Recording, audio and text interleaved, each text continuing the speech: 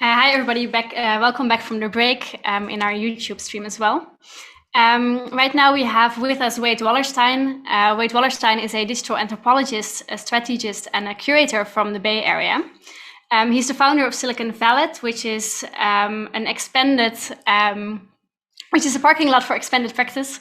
And he's the co-director of Transfer Gallery, and he's the technology and events curator at the Consulate of Canada in San Francisco. His expertise lies very much in digital and internet art, in virtual phenomenology, online environments, tech policy, human-centered technology, and digital ethnographic methods. And he's with us today to talk about his practice and his perspectives on curating and on internet and internet art itself. So welcome, Wade. Hi, everybody. Thanks so much for having me. It's great to be here. And I'm just going to preface this talk by, rather than kind of going through like my specific curatorial practice and some of the things that I've done in the past, I think that it's more helpful to understand where I'm coming from and what kind of grounds what I do and how I think about the digital. So I'm really excited to be here to talk to you today about a topic that's really close to my heart. It's virtual phenomenology. That's a big word. It's an academic word, but as we go through, I'll be excited to kind of explain exactly what I mean by that. So first of all, I mean, we're in a conference about curation, but really, what does it mean to curate? And I think that there are a couple different verbs that people use. One is the literal term here in terms of selecting, organizing, kind of objects in a museum, and then there's also this critical component of care, really looking after a collection, making sure that a collection is taken care of adequately through all the phases of its life. But we have this new kind of definition of curation that's coming up in the kind of contemporary era that is really kind of just talking about organizing digital information. We hear about Spotify list curators and YouTube playlist curators and all of these different kinds of things. So I'm trying to find a place, kind of where my practice as a curator can kind of fit into this new into the network milieu, and how that I can use my capacity as a curator to wrangle the algorithms and present something beautiful. As you can see here, this is a video feed from my Instagram account, Silicon Valley, where I try to curate exhibitions and post virtual representations of shows so that people can experience them within the social media feed space. So the reason why curation is so important, and I think, I don't want to repeat anything that others have said over the course of the weekend, but as anthropologist Hedy Geismar said, real life is created inside the collection through technologies and techniques of display as much as it is by the materiality of the artifacts themselves. So we have to think about curation as a critical component in terms of understanding the way that we conceive of the object in the world around us. But when you bring that into a digital context, I mean, how do we define this, and how do we kind of come closer to it? And there are two different ways that I like to think about digital curation. One being working with digital materials within their native material context, or working to translate digital native works into physical environments. And I think both have valid kind of aspects to them that we'll dig into later on. And again, just to drive it home, like the reason why this is really important is because what we're really doing, what we're really engaged in, is a practice of online world building. And according to Michael Connor, who's the creative director at Rhizome, a fabulous net art preservation organization and museum, he wrote in a recent article that the online exhibition can be more than a space of simulation, documentation, promotion, and access. The online exhibition is best understood as distinct from and connected to the embodied and situated experience of practitioners, the public, and even the gallery world. So, in thinking about how we can use, a lot of times, even yesterday in our conversation, there was a really big, thread that emerged talking about the tension between physical exhibition installed in meat space or human body space versus a digital exhibition installed in cyberspace. And I think that kind of what Michael Connor and his scholarship goes to show is just exactly how we can use techniques of curation in online spaces to create real life, to create real worlds where we can experience the work on their own terms and embodying their native properties. And I think an example that I talked a little about yesterday, but I'm excited to kind of dive into more, is the example of Porpentine Charity Hardscape. I think she's a brilliant example of why digital curation is important and how it can be used in really powerful ways. In 2017, Porpentine was included in the 2017 Whitney Biennial at the Whitney Museum in New York. And she presented a suite of her hypertext internet games. Rather than normally the browser would just experience them casually on their computer. Most of the games are built using free online web service Twine. But these works were installed in the gallery. As you can see in the image, Porpentine, the artist herself, is standing in front of the works projected large onto the wall behind her.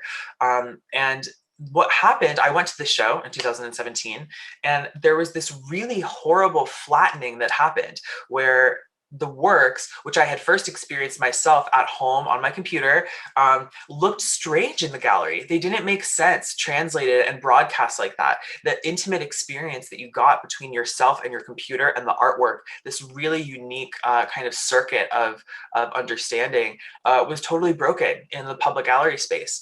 And interestingly enough, so this is a screenshot from within the game. As you can see, it's hypertext. It's just, colored backgrounds and words, and there's an entire world that's built from this very simple methodology in the piece. It's called With Those We Love Alive. And interestingly enough, that same year, Porpentine said in an Art Forum article with Don Chan, I always envisioned someone playing a hypertext game alone in their shitty apartment on their computer in the dark, holed up and reclusive.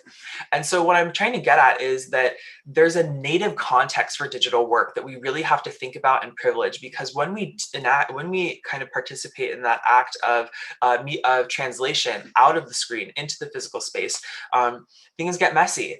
And some works, that's not the best way to see them. So what I'm really passionate about is creating those kinds of really rich digital environments and digital experiences that kind of make going to physical space to see the show seem, I don't want to say obsolete, because I don't think that physical exhibitions will ever be obsolete, but to really showcase the native strength of some of these really powerful and important digital works.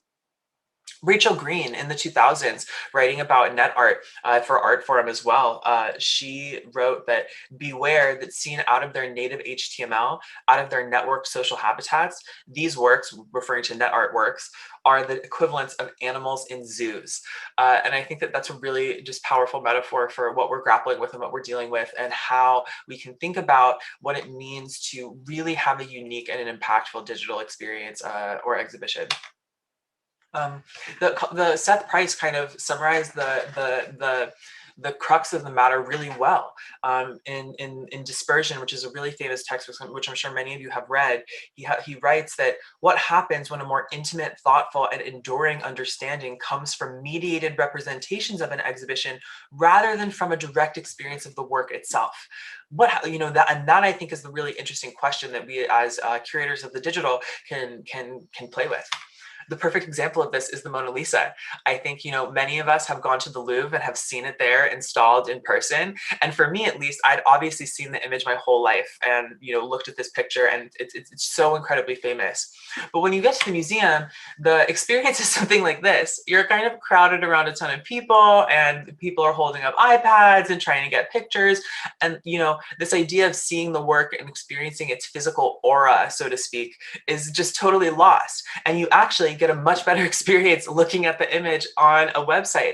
So I think that here we have a really interesting case where the circulation value of the piece is more powerful for curation than the actual image itself, or of the actual physical object itself. And that's something that I want everyone to kind of keep in mind and hold on to as we kind of keep going through this. I have a whole section here on net art history. I'm going to run through it really quickly because I don't really have time, but I'm happy to share this presentation afterwards or talk to anyone if they want to learn more.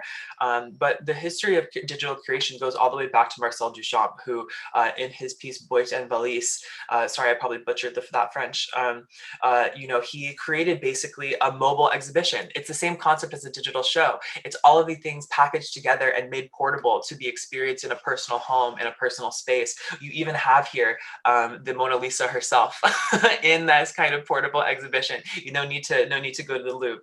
So when people talk about digital curation and how this is new or a wave of the future, I like to remind that this is not as new as everybody might like to think, and that we've been doing this for nearly a century now.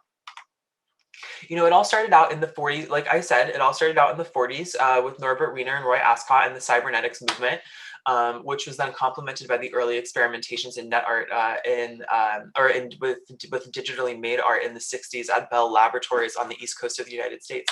And what was really happening, and this is something that is really interesting and unique, is that for the first time, people were making work that was completely only made possible by the unique relationship between the machine and the human being who is operating the machine.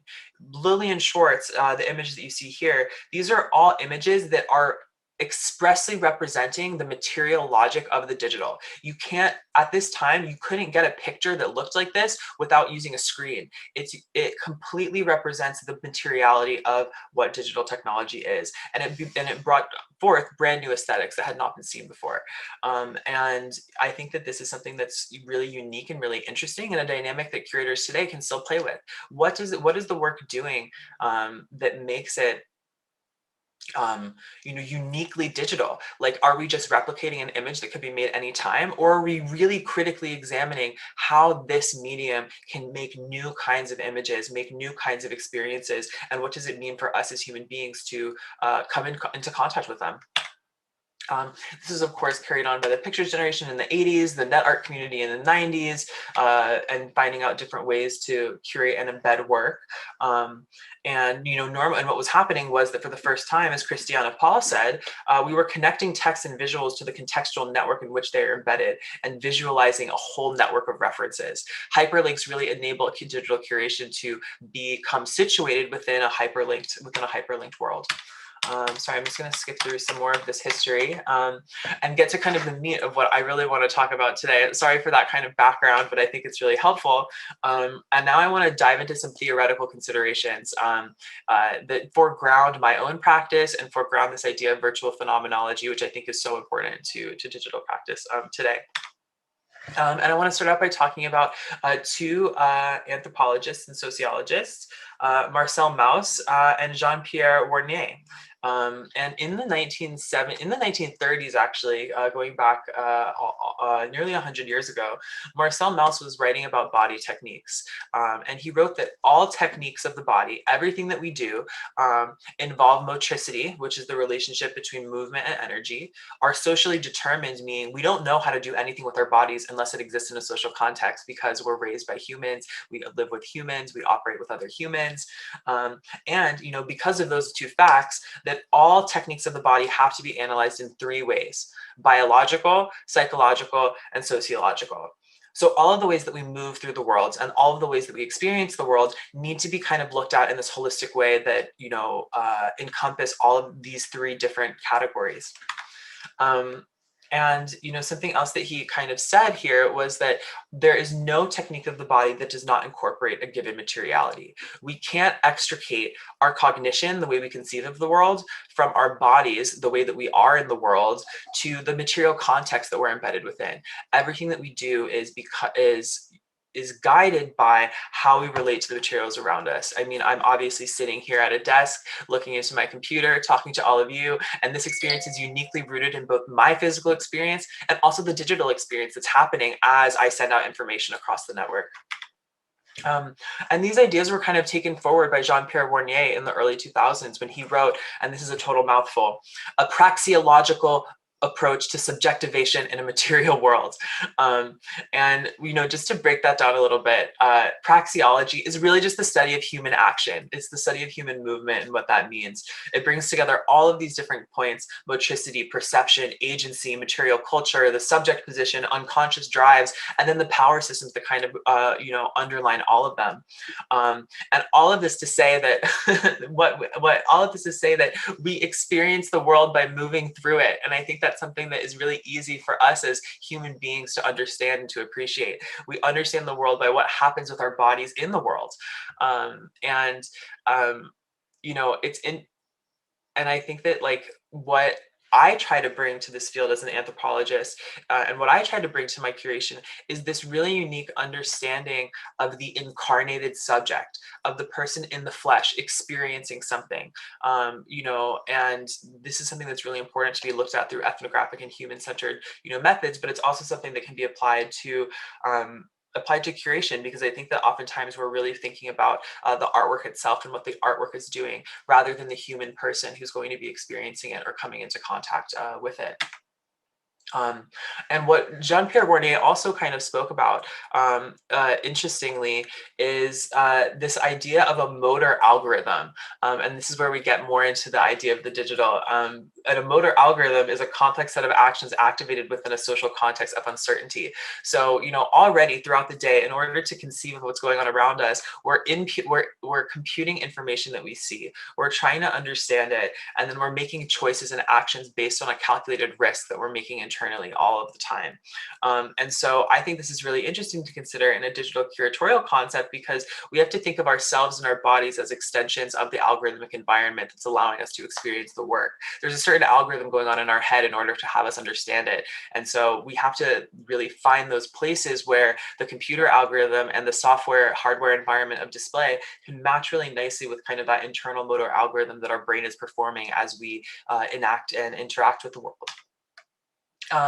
No presentation is complete without a reference to Foucault. So I've got to do it really quickly to everybody. We can't escape him. Always, he's ever present. And Foucault really was talking about, and this relates to what I was going on about body techniques, and that Foucault really described this concept of techniques of the self, which are guided by a process of subjectivation. And what this means is, subjectivation are the procedures that exist in all civilizations that are proposed or prescribed to individuals in order to fix their identity, to maintain it, or to transform it, depending on any number of things. It's really the idea of how we develop knowledge of ourselves. And a self-knowing subject is a subject that acts and desires on other people. We are enacted upon by others, and we're constrained by what they do, but then we also have our own actions and agency and intention that exist out within the world. And so this is all to say that what emerges is this relationship between the self and the other. And through this distance between the self and the other, we as human beings come to understand who we are and what the world is around us. And this is a really important process, and one that I think that every curator making any kind of show really needs to think about each and every time that they sit down to put something together. What is the distance that's being created between the work itself and between what we're putting together? And how do we kind of define that distance and create that space between us to build that conception of what is going on? Oh, 1 second, sorry. So, to kind of bring it all together, just to kind of sum up what we've learned so far, if material culture is the mediation of any bodily practice of the subject, then there will be hardly any technique of the self which does not involve sensoromotricity in a material world. All of this to say that every single thing that we do is guided by, again, this relationship between our perception, how we're seeing the world, and then how we see ourselves and the space in between those two things. And so I want to come to the title, the titular word of this talk, which is the concept of phenomenology, which is really important and is the piece that ties all of the things that I've said together. Phenomenology is the relationship between being and being in the world. This is how one of my professors, Christopher Tilley, a landscape anthropologist, conceived of this notion in his 1994 book, A Phenomenological Approach to Landscape. Phenomenology is a philosophical field that goes back many years. But I choose to I'm particularly situating this talk in the 1990s notion of phenomenology as it relates to landscape that was put forth by Chris Tilley. And just to give a little, summary of what I'm trying to get at here is, a phenomenological perspective really underlines the manner in which people experience and understand the world. It involves the understanding and description of things as they're experienced by a subject, but it's also about this relationship between being and being in the world. And being in the world resides in a process of subjectivation, in which people objectify the world by setting themselves apart from it. And again, this creates a gap or a distance in space. And what we do in terms of when we become conscious of something, we're really sorting out we're really giving shape to that space or that distance between us. Again, this is just to say it again, this is really, the way that the manner in which people experience and understand the world. And any curatorial approach needs to take this into consideration, because without the without human perception, the art doesn't do anything. Without the experience of it, we can't access it in any way at all. And so as I curate, I always kind of try to strip it back and come back to this place of what is the work doing and how am I going to experience it? And what is this doing to my cognition in this really complicated process of subjectivation that's happening between myself and the artwork and the space in between? And so how do we do this? How do we privilege a phenomenological approach? There are a lot of things involved: perception, movement, intentionality, remembrance and memory, our capacity for evaluation and making decisions. All of these are part of the experience that allow us to conceive in general. And this is complicated because what's happening is we're collapsing so many different kinds of spaces at once, because places are always experienced not just as one place, but as a collection of places at one time. We have somatic space, or the space of the body. We have perceptual space, or the space of the mind. We have an existential space, or the space of being. Architectural space, the space of buildings and the actual physical constructions that are around us. So all of these things are kind of coming together in any curatorial experience. And what a phenomenological approach allows us to do is to look through those different kinds of spaces and kind of consider all of them together simultaneously, and all of their rich and overlapping complexity. And ultimately, what this gets down to, and why this is so important in a curatorial context, especially for digital curation, is getting into this conversation of what does the metaverse feel like? We get really unique and important and powerful feelings from being online and from being inside of virtual spaces. And what I try to do in my curatorial practice is access those feelings and really understand when I'm putting myself and my embodiment and my consciousness into the machine, into a 3D simulated environment, what is happening to me, and how is the specific and unique phenomenology of the digital, which is guided by the materiality of the digital, the zeros and ones, the electronic hardware, the pixels rendered on a screen. What is that really unique material assemblage that gives me a specific phenomenology that I can access? And how do I take that phenomenological approach and use it in a way to create more rich experiences and to create more dynamic understandings of the work itself? And what's really important to consider here is the fact that the online and the offline both are real. This is a thing that kind of frustrates me in discourse, and that we oftentimes think about the virtual as not being real, or it's really, it's like, I want to go and see this thing in real life, IRL versus URL. This is a fallacy in a lot of ways, because as anthropologist Tom Belsdorf in his ethnography of the virtual world of Second Life said, the virtual and the actual are not reducible to each other, even though the fact that they mutually constitute one another. The online it's not online versus, it's not the real versus the virtual, it's the real versus the actual. Actual meaning physical, virtual meaning digital. Both are real. Both life happens through both of these unique materialities, and there are consequences in the virtual world just as there are consequences in the physical world. And though there are really sharp boundaries in between the virtual and the physical, they affect each other very intimately. Something that happens in the physical world has ramifications for the digital, and vice versa. And so while they're it's a complicated situation, and this is kind of where the role of the curator comes to play, is that we've got this unique situation where we have very distinct material realities emerging, but they also affect each other and are intermingled so closely that sometimes it's really difficult to extricate them. And so what the role of the curator within this context becomes is someone who can navigate that line and kind of disentangle between different kinds of spheres in order to produce something that is really phenomenologically impactful. This is a screenshot, an image from some of my ethnographic work in Second Life. And you can see here that I'm in a room with a ton of other people, and we're getting ready for what's called a bean party. And they happen on weekends usually, and crowds of toon characters gather around and wait for beans, or the in-game currency, to rain from the sky. And so again, you have this really unique social experience that is, of course, social and experienced by multiple people at the same time, but is also uniquely rooted in both the logic of the virtual world, the aesthetics of the virtual world, and the social mores of that virtual world. And so this is just some other kind of scholarship to kind of back up what I'm saying, and to kind of foreground this idea that I'm putting forth of the reality of the digital.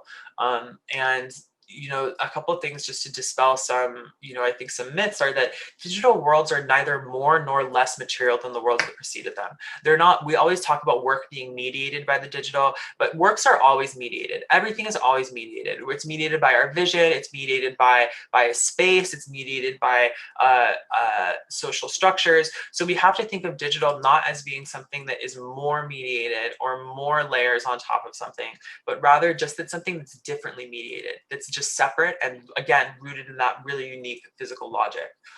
Because always, digital information can't exist without the physical devices that manipulate, store, and exchange them. Computing systems are suffused through and through with the constraints of their materiality. Manovich in 2001, in his famous New Media Art book, said that or what I think it's called, oh gosh, I'm gonna totally forget the title of this really famous book now. You guys all know what I'm talking about though, probably. And he said that the logic of a computer can be expected to significantly influence the cultural logic of media. And we see that, I think, in this image. Like, this is a very unique aesthetic world that could only be created by a computer. And it gives us a really particular understanding of what's happening. I mean, I think that someone, 100 years from now or 100 years in the past would look at this image and have no idea what they're looking at, because it's so uniquely rooted in the materiality of the digital. We saw this earlier too with Lillian Schwartz with her first experiments in the 60s and 70s using computerized systems and creating unique aesthetic objects that could only be represented and only be created with that really unique relationship with the machine that she was using to make them. And so, this all to say this, I mean, sorry if I'm jumping around and going really quickly, but this all to connect back to the first see if I can find my quote again. Oh, I maybe lost it. But all of this to say that, this connects back to the original point that I made about how the collection is made through techniques of display, what Hedy Geismar was talking about in the very beginning of this talk. Computer systems are a technique of curation, a technique of display, and because of this, they immediately impose any kind of material constraints of the medium upon the content that they're containing. And so we have to think about that really closely, because sometimes, we were talking yesterday about different kinds of mediations or remediations or translations. And, this is a kind of touchy area, because sometimes sometimes computers do harm to the work that is passing through them. And we have to think about what that, what Manovich is saying here, what kind of computer logic is affecting the cultural logic of what we're experiencing. And we can talk about what digital material is for a while, but I'll probably kind of move through this quickly. It's anything that's made out of numerical representation. Digital material is unique in terms of its modularity, its automation, its variability, its ability to be transcoded. This described a different way, we can say that digital materials are editable, interactive, open, distributed, and modular. And what's really interesting is that this term for digital files that's come up a lot over the past 10 to 15 years is the idea of a performance. And Lev Manovich wrote that I use the word performance to describe the display of a digital file, because what we experience on screen is constructed by software in real time. We are engaging not with predefined static documents, but with the dynamic outputs of a real-time computation happening on our device and or the server. So this is a really unique material jump, right? This is going to what I'm saying about how the material logic of the digital affects the content on screen, and how we can see that material logic affecting the cultural logic of media. As the art historian and scholar Boris Groys wrote, a digital image can never merely be copied, but is always newly staged or performed. And every performance of each data file is dated and archived. So every time you open a JPEG on your computer, there's a really unique thing going on. It's an assemblage between the data for the file, the software environment on your computer that's using to display it, the operating system that's hosting that software, the hardware of the device. If you're looking at something online, any network protocols that are kind of in between you and the object, and then your body and your own way of cognizing the world. And so what we have in any kind of digital exhibition is something that's really fascinating and ever dynamic. It's a new performance of a digital file that's happening live in that moment, can never, ever, ever be repeated. And to me, that's where we get into conversation about the aura of digital work, because we can create these unique digital experiences that can never be replicated, where there's so much rarity and beauty in these kind of fleeting moments online and fleeting performances of our computers and the content going across them that kind of come out of this. And so, that's something that guides all of my thinking whenever I'm putting any show together, because ultimately, even if I'm curating something in physical space, I do know that the images of that show and the representations of that show are going to live on to have a separate, virtual life. And so ultimately what I focus on, and this is the core concept of all of my curatorial work beyond virtual phenomenology, is this idea of the expanded internet art object. And this was a term that was coined by C.C. Moss and just last year in 2020 in her book of the same title, Expanded Internet Art. And what she describes is that the adjective expanded in front of internet art calls attention to an open-ended approach and an acceptance that an artwork is not inert and closed, but constantly evolving within its network situation, constantly negotiating the different supports that enable its movement. An expanded internet artwork reproduces, travels, and accelerates across different spaces and forms, always reconstituting itself, circulating, assembling, and dispersing. So this is really where things get kind of critical, and we can see everything kind of that I've presented all come together. The artwork of today is not something that's a physical object or a static thing that sits in a particular space and that's how it's experienced.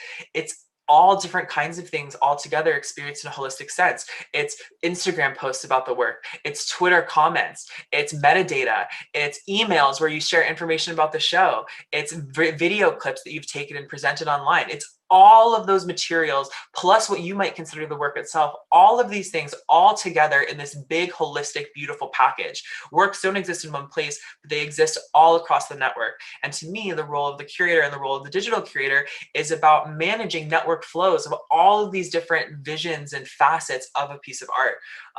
All at once. And I mean, that's a daunting task. It's a huge task. It's something that is really difficult and really new, and that I and my colleagues are still learning how to do. We're constantly up against algorithmic environments that are opaque and that we don't understand. But somehow, we need to, and what I study and what I think that more curators need to study is this idea of circulation and performance of the digital file. It's moving all around the internet in all different kinds of ways, in photographs of the work, in digital files of the work themselves, in PNG derivatives, in Blender 3D models that are ripped out of virtual environments. It's all of these different pieces and things all together all the time. And the way that we encounter them through different software, hardware portals and assemblages is complicated and uncontrollable. And this is really what the task of the curator today comes down to grappling with. So what does digital curation today look like, on that note? And I know I only have a couple minutes left, so I'm just going to run through some really quick examples of I think some really stellar online curation work. And then I'm going to open up we're going to, I'll break and we'll kind of talk about some of these ideas, and I'd love to answer some questions from the audience. Is This It is a fabulous online gallery space I've created for them, and it's based all in a web page. And what's really cool about Is This It is that it was started by an artist, Bob Bicknell-Knight, who didn't have funding for gallery shows. He couldn't get access to physical spaces, so he made Is This It Gallery, and it's a fabulous online gallery and archive and place to experience really beautiful and unique presentations that can only be experienced virtually. You see here on screen this kind of almost sculptural output of video files and text that one would scroll through, and you get this really unique kind of curatorial display that's really interesting because all of the different pieces are linked to a Facebook post, which ground the work in the middle. And they're also related to each other in a way that shows the network and webbed interconnections between the works of art. I think this is a fabulous example of this idea of this expanded internet art object existing within its native networked environment, and ways that we can use curation to make those connections between those different points and nodes in the network really visible and apparent. These are some more examples also from Is This It? This is from an artist group called Kaken, and you can really see how the digital materiality of 3D renders and YouTube files creates a particular aesthetic that could only really be represented properly online. This is a show that I created called A Form You Can Understand. I'm going to skip through a little bit because it's not that interesting. Honestly, let's talk about other people, not me.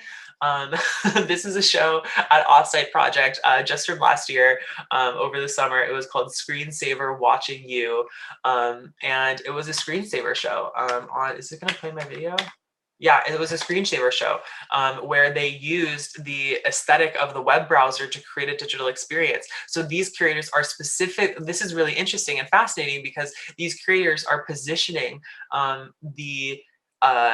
this experience of the artwork within its native environment itself, within the desktop space. We see everything through the desktop space. The desktop space is our most intimate, personal, digital arena that we have available to us. It contains our brain, our thoughts, our writing, our feelings, our experiences, our calls with loved ones. So what happens when we curate within that space and use that space as our main exhibition platform?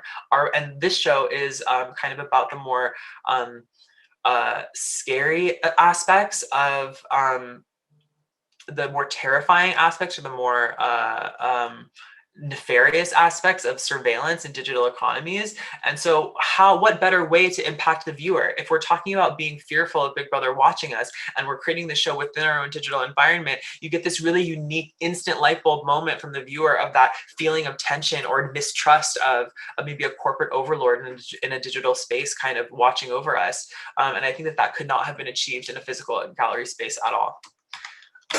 These are more, oh, that's really loud.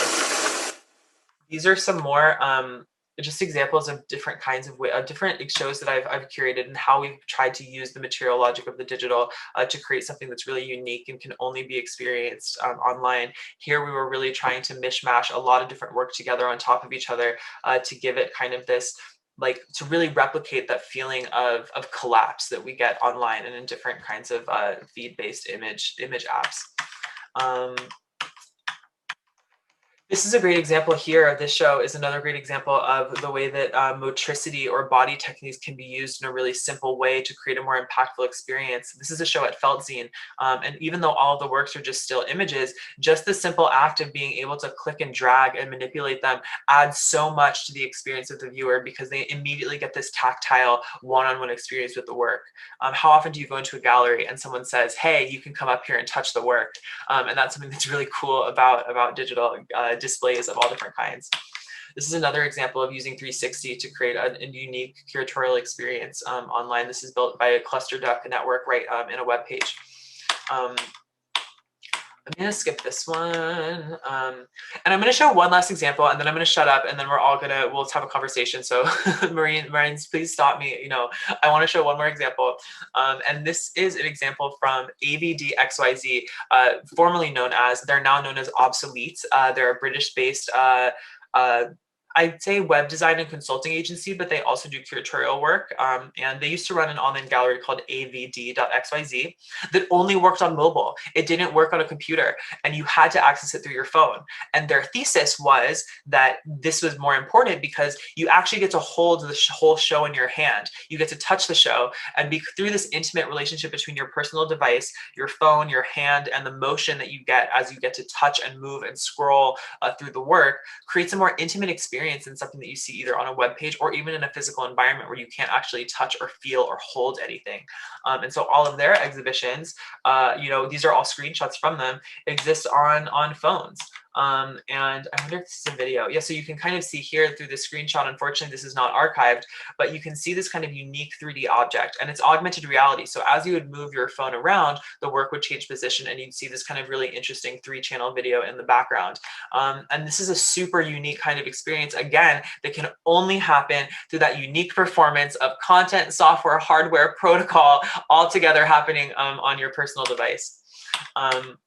And so I interviewed them for my master's thesis, actually, because I was really fascinated by this. And what they said that we feel that the mobile presents a different kind of engagement between the viewer and the artwork. For example, rather than walking around a gallery, the user manipulates the space around their viewpoint. Ironically, that can allow for a more physical interaction than with a physical work. And so this is something that I think that we forget about we're all so ready to get back to kind of normal life, but we forget the kind of intimacy that we have with our digital objects. And it's my thesis that when things starts to open up and we end up enacting into the physical world again, it's actually going to feel strange and less intimate than it did when we were sitting in our living rooms talking to each other through our screens. There's one example, and this is I'm going to end it out on this note, and I'd like everyone to open up their phone if they're here and you have your phone with you. Please navigate to this Instagram account. It's called exhibit on scroll, exhibit underscore on scroll on Instagram. And I encourage you all to go there right now and check it out. This is one of my favorite examples of digital curation that brings all of this together. And what this is an online exhibition that was created by Kurt Viart and Kristina Olek, who are some fabulous net artists from Lithuania. No, they're not from Lithuania. I'm going to forget where they're from. And so basically what they did was they curated an entire show in Instagram, but instead of the normal upwards downward scroll, in order to experience the show, you have to turn your phone sideways and scroll sideways through it. So they've really simply and really immediately taken this software environment and this and hardware environment. They've turned it inside out, turned it on its head, and used it for a completely different purpose than it was intended for. And you can see here some screenshots of what it looks like to scroll through sideways through this show. And so I think that's a really fascinating example of just how we might be able to rethink our bodies, motricity, the experience of digital devices, what the materials mean, and how we can create more meaningfully inside of them. So thanks so much. Thanks everybody for listening. Thank you so much, Wade, for your talk. I think there was a lot of different fascinating ideas that I'm sure we have a lot of questions already. I see. I think Mario is the first one who would like to respond. Go ahead, Mario. Thank you, Wade, for all the examples and your lecture. I think it brings a lot of interesting points. The first one, I think, is ownership versus intimacy. In the sense that we almost usually experience digital content with things that we own. And this it doesn't necessarily means that this is an intimate relationship. So I was curious to know your opinion on that, and also about another point, about the commodification of artworks inside the social media that are based on the visual, visibility economy of visibility. And how do you think that can affect the way artworks are produced? And then another little thing is about the difference between digital aura, so the aura about this kind of complex feeling that we have about being inside the digital world, and the specific aura of a digital artwork, a very specific aura of one artwork. Because for me, it's very difficult to get that. And I think I never experienced that. I experienced the aura of the digital, but not the same aura that I can have in front of Rothko, for example. Well, I think that that's just a matter of not seeing the right art in the right place, and that's the curator's fault. That's the curator's fault for not thinking about what the best way to show a work in a digital space is. If you go and you look at a Porpentine Charity Hardscape work, I promise you'll feel the aura on your computer more than you ever will in a gallery. The same can be said for different kinds of virtual experiences. A fabulous example is Le Turbo, and this is also going to speak to your question of commercialization too. So I think an amazing example of this is the avatar artist Le Turbo Avedon. Le Turbo Avedon is actually the only artist who I own a full digital work from. It's the only artwork in my collection comes from this artist. And she was commissioned by the Manchester International Festival last year to create an installation in Fortnite using Fortnite Creative. And what she made was just absolutely incredible. It was this really rich virtual environment that was expressed through a poem, and the player, you know, using their Fortnite character with their big kind of hammer axe thing and their gun slung over their shoulder, would have to move through this virtual club space that she created and find these different elements of the poem that she'd scattered throughout in a kind of spatialized way. So it was kind of like virtual world meets hypertext adventure meets digital poetry, all coming together in a 3D space. And you know, the particular way that that work was put together, of course, could never happen in a physical space. It's only going to work in this virtual world. And what was really fascinating about that was that it happened inside of Fortnite, which is a social gaming, massively multiplayer environment. There are millions and millions of Fortnite players. And I think that that installation of hers received something like 10 million viewers over the course of its installation. And it's like, I, as a curator, could never put on an online show and get 10 million people to come to it. Like, that's just not going to happen. Like, as much as as great and as much as I'd like to hype myself, that's just not going to happen. And so what I think needs to shift is this sensibility. Like, what I think that needs to shift in our culture is this, you know, as much I understand what you're saying about the attention economy, and I see all of the damaging aspects of it. But what I think that we're moving away from is value is not based on scarcity anymore. Value is based on circulation, and value is based on the virality of something. Even in the context of NFTs, which are purporting to bring in scarcity into the marketplace, it's still all about how rapidly, how much velocity work can have within the attention economy. And that's dangerous, and that's volatile, and that can be really damaging. But at the same time, if 10 million people who are uninitiated to the fine arts get to have this really deep, meaningful, impactful online experience because the artist has brought that work into their native environment, into their sphere, into their living space of Fortnite, I think that's an amazing democratization of the field. Like, that brings amazing access to art to literally millions of people who would never have seen it or experienced it otherwise.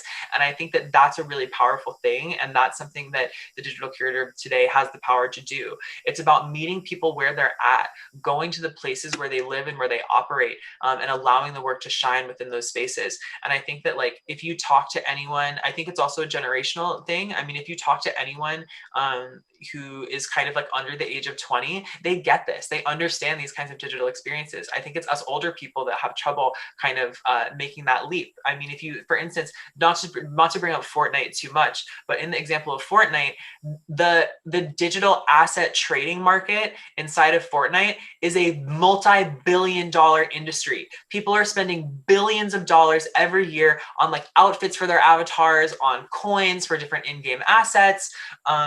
And that speaks. People get that they get a particular aura and they get a particular impact from the digital object that they buy. So I think that, like, it's not always a problem of the display environment. I think it's also a matter of just sensibility and getting on board with what it means to actually live and work within a virtual world. Another great example of works that do this are any kind of augmented reality piece. Like, for instance, I'm going to drop you guys a link in the chat right now. It's from, or actually maybe I can just screen share really quickly if that's better. This is a piece of work by Aurea Harvey that I just created into a show that I curated for Transfer Gallery. It's called Pieces of Me, and it's this massive, sprawling 50-person group show. Specifically, it's responding to the NFT marketplace and kind of what the trends that are going on in a more commercial space. But we included this work by Aurea Harvey, and it's an augmented reality sculpture. And the way that Aurea has taken such beautiful attention and care to the work, and the way that it's been virtually installed is just so amazing, and can only be experienced through a computer and through your own interaction with it. Hang on one second, let me just share my screen here. And here you have it. You can see the sculpture.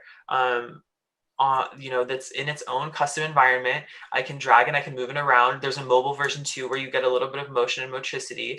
And I've seen this sculpture, when you buy it in the show, you can also access a 3D printable file that you can take to a 3D printer and get the sculpture physically made. And I'm not gonna lie, I've seen the physical sculpture and the digital piece is better. The digital piece has more aura. The digital piece is more impactful. It's more exciting. It's more interesting. It's more beautiful. And I think this is a fabulous example of the way that aura kind of impacts. And again, like, it's all depending on your sensibility and what you care about. If you like digital work and you understand it and it's something that's meaningful to you, of course, you're going to have a different kind of experience than someone who, is more used to seeing paintings or sculptures or, anything else like that. But this work, during our opening, I was dropping this work into we did a virtual opening and we had these different rooms open and available. And I was dropping this work in to show people because I think it's so amazing. And most of the people who came to the show were gamers or digital artists or were really into this. And I would send them the link, they would click it and open it, and people were audibly gasping at the breathtaking quality of this sculpture. They were just going, wow, like this piece was just suddenly in their browser, full screen. They can touch it, they could feel it, they could see it. I think that aspect is totally possible. And we can bring more of those like gaspy, like wow moments to folks through really clever ways of curating things digitally. This moment right here that's happening, this still image that we're looking at with the sun beaming on the sculpture really uniquely, we would never get this moment in a physical sculpture. This is a uniquely digital virtual world moment in which the work is kind of living, and it really shines in its native environment, I think. I hope that answers your question, Ado. Well, yes, it was not about generation. It was much more about a quality of aura. But I understood your point, so I want to bring it again. The only thing that I was waiting for an answer was the difference between ownership and intimacy, because I own the device, but I can have just not. I mean, I can use my car every day and not having an intimate relationship with it, So I was thinking, as a devil advocate, really, out loud, how we can address this intimacy thing that was brought out also yesterday. Yeah, absolutely. I mean, first of all, I think that like, if you're like, I think that for the car example, I think that choice, that being intimate with the car or not, I think that's a choice. Like, I'm intimate with my car. I live in America. I live in California. We use our cars for everything. My car is like my house. My car is my best friend. My car is my knight in shining armor when I'm on the side of the road. I have a really intimate relationship with my car. So I think part of that is like, how you feel and what you're, we're all going to be intimate with different things. And that's kind of the beauty of being human. But at the same time, yeah, sorry. I just make the thing more precise, if possible. I mean, it's interesting how we amplify our perception when we enter a gallery or a museum where we are not intimate with, no? So yeah. There is a kind of difference. But I will stop here, and I don't want to take all the time on this. I have a great example of this, actually. I'm really glad you brought this up, because this is a really important concern. Like, how do we build this intimacy with people in unfamiliar spaces? This is a problem for physical curators, for digital curators, for everyone. What are we doing to bring the viewer into this kind of soft and caring environment, bringing them into the fold? That's something I think about all the time. That's a core aspect of my career. And, in a digital space, it's about curating community around the work. I have, for Silicon Valley and for Transfer Gallery, we have Discords with private Discord channels where we bring all of the artists together for community. We always do live opening events for shows, physical and digital, to bring people together around the work, to really have conversation, to foster those kind of really one-on-one and intimate moments with the work. But a lot of digital artists are thinking about this too. One of my favorite examples is a artist named Lajane McMillan. They're a non-binary Black artist based out of the East Coast of the United States. And they run a project called the Black Movement Library, where they document Black bodies and Black dance through 3D motion capture and photogrammetry scanning, and create an archive of those bodies to preserve for the future, because in their mind, those renderings and those body movements are core to the process of abolition of slavery in the United States. And so that's something that's really core to her practice. So in order to display this work, in order to like have people access this, what they do is they put a whole disclaimer on the front page. So before you can access the work, before you can go in and even read anything about it, you get this long scrolling list of statements on the page that say things like, I promise to enter this space with an open mind. I promise to leave all of my prejudices at the door. And what it's, there's instructions and it asks you to actually read these statements out loud. So it's kind of silly, right? Like, and maybe this is not for everybody, but it's an interesting example. You sit in front of your computer, you read these statements out loud to yourself, and immediately you're getting into this headspace of like, oh, okay, like I'm in a place of care. I'm in a Black space. I'm a white person. I need to be thoughtful about this. You know, all these different things kind of run through your head as you're entering. And it's really, it seems kind of cheesy, but it really does create this kind of sense of care or intimacy between the viewer and the artwork in that online space. And I know that ownership is, you know, sorry to break you up there, but I think it's good that if we move on to the next questions, because otherwise we won't have time to answer the other questions. And I see there's still a couple of hands. Oh, sorry, I'm just going on. It's very interesting, though. As what I can see from my little Zoom list is that the next question is coming from Katarzyna. So go ahead. Yeah, thank you, Wade, for inspiring presentation. It's not a question, but more a thought I had. We talk about the bodily experience and more the lack of bodily experience in digital exhibitions. And I thought, for example, our corporeal experience concerning digital screens and blue light, which is basically used by all the media devices, and it basically tells your body that it's morning and it disrupts your circadian system. And I was thinking, and it keeps you on high alert.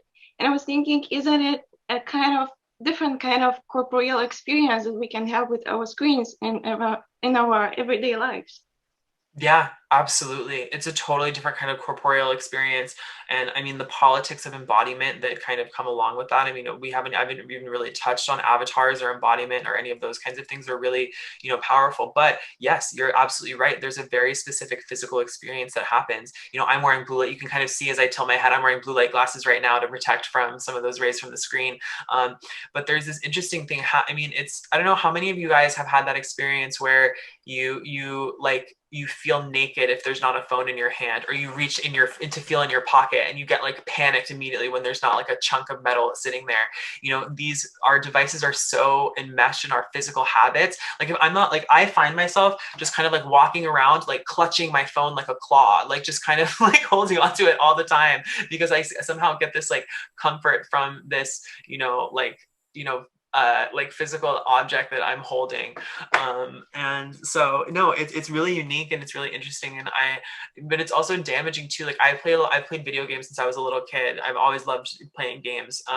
And like I'm starting to get kind of like muscle fatigue and like problems in my hands, on my thumbs from hitting, you know, joysticks too much. And so like we also have to think about too, like how we're using these technologies in ways that benefit our bodies rather than harm them. And that's a really interesting field that, you know, I'm just kind of starting to get into and thinking about ways that through curation, that I can have more accessible, less bodily impactful experiences. But, you know, I think that like just the act of scrolling through a page is really interesting, because you're like moving all of it. Like if you're interested in this concept, I think a great book to read is N. Catherine Hales's Hypertext, and I'll write that in the chat. I think it's called Hypertext. And I have a PDF too. If anybody email me after this, and I'm happy to send it to you. It's this amazing book where N. Catherine Hales talks about reading on screen.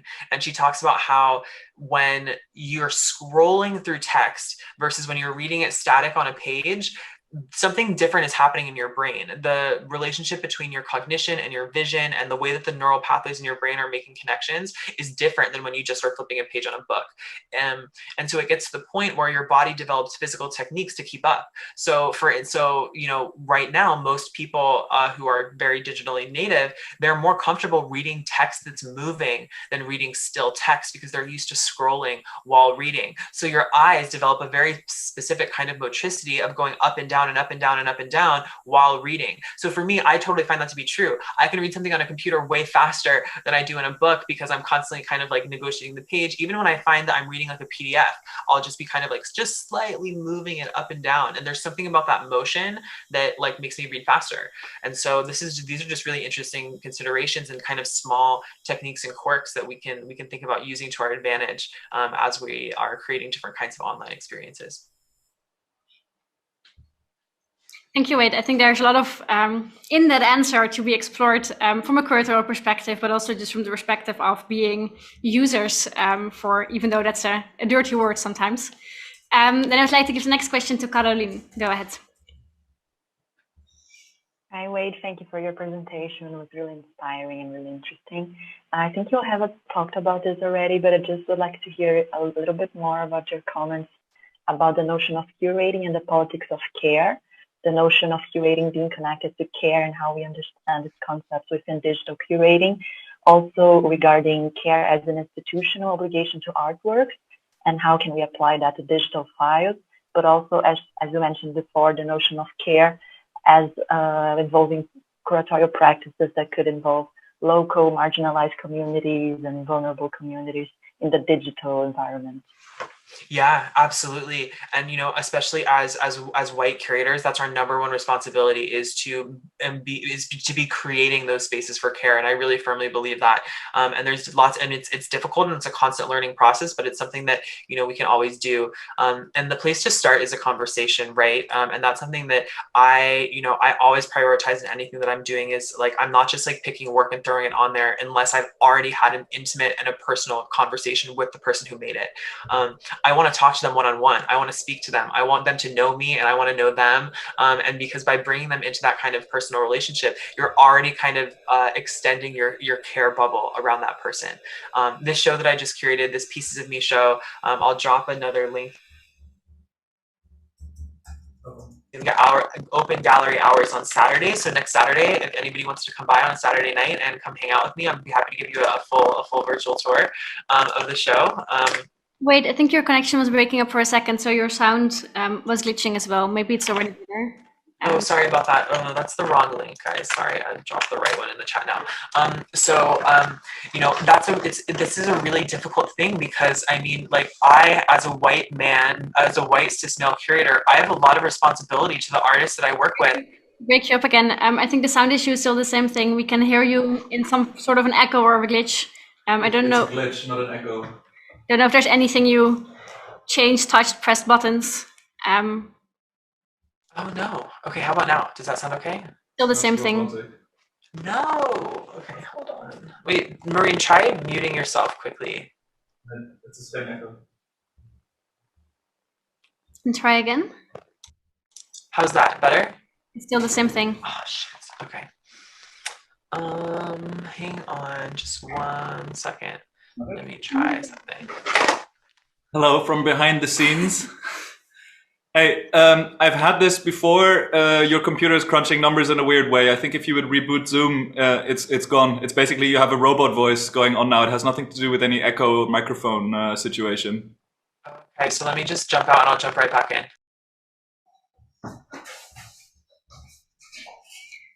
As all Zoom conversation and all online events, we have a moment of technical issues. So please, if you have questions, keep them around so we can ask them once Wade comes back.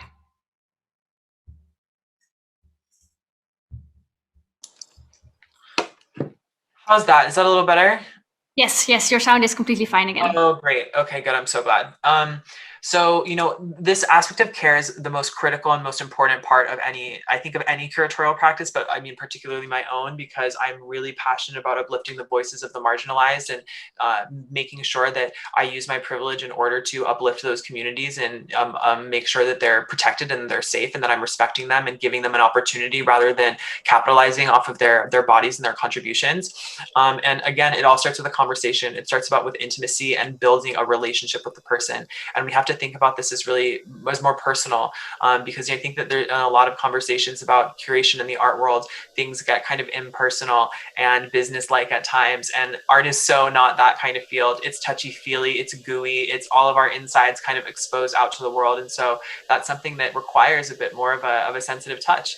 And something that I think a lot about, particularly so in this show Pieces of Me that I just linked in the chat before, we have a ton of POC artists in the show, and a lot of whom are using representations of their own body. And so I've had really intimate one-on-one conversations with each of those artists to say, hey, like, how do you feel about me as a white male curator selling an image of your body that's digitally rendered? What can I do to help you? What can I do to protect this image of yourself? How do I act with the utmost respect for it and make sure that, again, going back to this role of the curator as somebody who is wrangling algorithms and managing circulation flows, making sure that I'm not just like blindly posting this image of this Black body all over social media to get appropriated and abused and used, but actually putting it out really intentionally, monitoring and managing the communities that it's spreading through in digital space, in addition to the ways that it is, going to be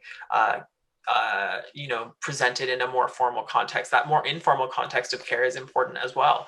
And it's difficult. And I think that like right now is a moment where we're just starting to learn more about how representation in images affects people and what happens when we circulate those images. And, it's kind of becoming more complicated by the minute. But when I feel kind of overwhelmed or I don't understand or I'm worried that I'm going to be doing the wrong thing, I just shut up and I open my ears and I listen. Because I think that when, listening is the best form of care that you can have. When you listen to a community and really hear them and what they want and what you can provide, I think that's the kind of care that is really needed right now. And it's, I talk too much. I have a total motor mouth. And so that's difficult for me to kind of shut up and let other people listen. But that's something that I'm trying really hard to do lately, particularly as I work with the very intimate and personal works of Black-bodied artists. Thank you so much, Wade. Then the next one that I would like to ask a question is Nikki Nee. Thank you so much, Wade, for the incredible amount of information and fresh perspective in your lecture. Something you said yesterday struck me as painstakingly real, was that you said something like the current institutional structure can no longer provide the rapid response of some of the digital artwork. And I think that can also apply to the funding structure, especially in the US, where you kind of have to follow the grant cycle and then that only occur once a year. So if you could maybe talk about some of the organizational structure behind Silicon Valley, or maybe other projects that you're involved, and to give us some insight about some of maybe alternative ways for fundraising or to finance projects, that would be great. Thank you so much. Oh my gosh, I'm like the worst person to talk to about this, Nikki. I'm so sorry. I'm gonna try to answer as best I can, but like I have clearly not been super successful. Silicon Valley is 100% unfunded. It's a passion project at this point. Anything that usually when I bring on artists for the residency program, I really explicitly say, hey, look, I'm gonna promote you as much as I can. I'm gonna teach you as much as I know. I'm gonna make this is gonna be an amazing learning opportunity, but like we don't have funding to pay anybody. So if this is something that you can take value from, come here and be a part of this and we can work together and collaborate and it can be cool. I've been trying to apply for some funding myself and have been unsuccessful because my project kind of sits in a place that is not as widely accepted by the wider funding world. And that's a huge, huge challenge. I think, Doreen is putting like a sad face in the chat. She has had the same experience as I have, of trying to create these digital spaces and not being recognized for it. But something that I do see as being really exciting is kind of this whole crypto rush that's happening right now. Not so much because I want to sell NFTs, but because people are caring about digital art and spending money on digital art. And that's all to the good because it means that funding is going to become more possible in the future and more easily accessible. I think that one technique that I usually employ and a lot of my colleagues do too, is really collaboration and co-curation so that we can all uplift each other and do a project together, all contributing a smaller smaller amount of labor than a whole lot amount of labor. So then, you know, you can still do other things on the side and you can still produce this really cool thing. I think collective working is something that has really, I've seen a lot of folks who are in similar positions to me and to others kind of employ that really successfully. But I also think that like I'm seeing like I'm hoping to see different kinds of like patronage models coming up. For instance, Freeze Magazine, which is a meme account on Instagram, friends with the curator who runs it, who is anonymous. But I was talking to them about this, and they've been making tons of money on Patreon. People love their content and love engaging with them and have been supporting them. So I'm hoping that new different kinds of patronage models like emerge to allow us to, you know, kind of redistribute wealth in a better way. But it also comes from just like from partnerships, I think. And like, that's really the best way anybody's kind of starting out. It's like meet as many people as you can, talk to as many people as you can, work with as many different people as you can. You'll make connections. People will get interested. That's how at Transfer Gallery, because our Transfer Gallery is also totally self-funded. Both I and my co-director, we both work full-time jobs in order to fund the gallery and pay for it. And, you know, we both work in tech. And so we kind of feel like it's like almost like Robin Hood, like steal from tech and feed the artists kind of thing. And so that's a model that we've, you know, come up with. But right now there's not a lot of sustainable models in the digital art world, and that's really frustrating. And that, you know, you've touched on maybe I think the biggest challenge that this whole field faces. Thank you, Wade, for that answer. And the next one who would like to ask a question is Arjon. You're still muted, Arjon. You'll have to unmute yourself first. Yeah, hi, thanks, Marijn. First, I would like to pass on a question that we got from the people in the YouTube chat. There are several people who would love to have your PowerPoint. Is that available, or would you redirect them to your website? Sorry, say that one more time. You cut out for a second. Sorry? Will you repeat that one more time? Yeah, there are several people in the YouTube chat that would like to have your PowerPoint, your presentation. Oh yeah, totally. I'll send it over to Marijn, and she can distribute it to, you know, however you guys would like. I'm happy for you guys to use it. I don't think that, I'm not gonna lie, I don't think my citations for everything are perfect. So forgive me for my not being amazingly academically rigorous, but just ping me, happy to clarify or help find provenance for any of the things. I, you know, don't want to claim any knowledge in that presentation that's not explicitly mine. Super. And the question I myself have is, I mean, how important is it that you understand the technologies that you're working with? You mentioned algorithmic environments that we don't understand. I've seen you, I think, quite active on Clubhouse with NFTs, which is also a very complex technology. That I would like to hear your response on, and also in connection with what you said on HTML works that should be presented in HTML, but we're talking about many technologies that we cannot present 5 years from now because the hardware has changed, the software, I mean, so that's more the preservation. So technology and preservation, what can you say about that? Oh my gosh, so much. This is a whole can of worms, Arjon. So, you know, to answer the first questions in terms of understanding the technology, I mean, I'm not going to lie, like, this is embarrassing for me to say, but I'm not code literate at all. I am not a code literate curator. I can't read code. I can't write in code. It's real handy. It's a real, you know, disability, you know, to my practice. I wish that I did. I wish that I, you know, didn't take on a million freelance jobs and have time to go do like a hardcore coding school for 2 weeks and kind of get up to speed. But I'm not code literate, I'll be honest. And, you know, a lot of the, like, for instance, you know, I've been speaking on Clubhouse about NFTs. I understand the concept. I know the basics. I know how it works, but I couldn't tell you exactly how to do it. Like I couldn't, you know, I can't, I'm not going to be honest about that. And I think that, you know, in that sense, we have to try to understand to a point, you know what I mean? Like the